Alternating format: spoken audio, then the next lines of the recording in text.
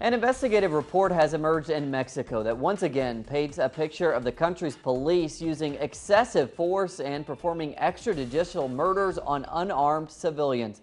Our correspondent Clayton Kahn now reports.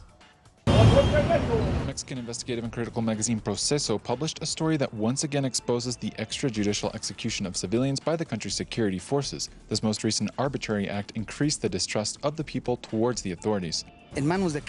Whose hands are we in? What is the government doing for the integrity and security of us inhabitants of Mexico? We do not trust the federal forces, or police, or anybody.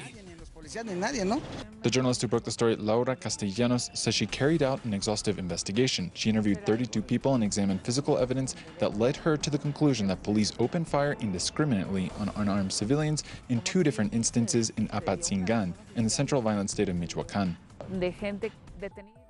Of people arrested and later freed, of survivors, of family members, of circumstantial witnesses, all of them point to that there were extrajudicial executions by federal police of unarmed civilians.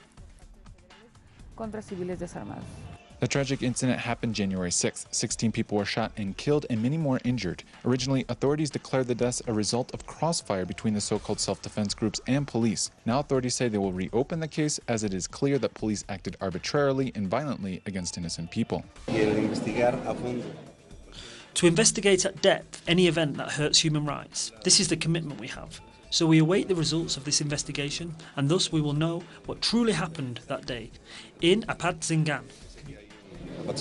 Investigative prize-winning crime journalist Ricardo Ravelo says the case represents the result of a failed strategy to combat organized crime, corruption, and impunity in violence-stricken states such as Michoacan. Good or bad, Michoacan was taking new roads. There had been some essence of a certain peace and tranquility. Today we see that is not the case. Violence and drug trafficking continues to be seen. The Apatzingan massacre comes off the heels of other state-orchestrated massacres such as Tlatlaya and Ayotzinapa, and it exerts further pressure on a society that is already very wary of its authorities. Clayton Kahn, Telesur, Mexico City.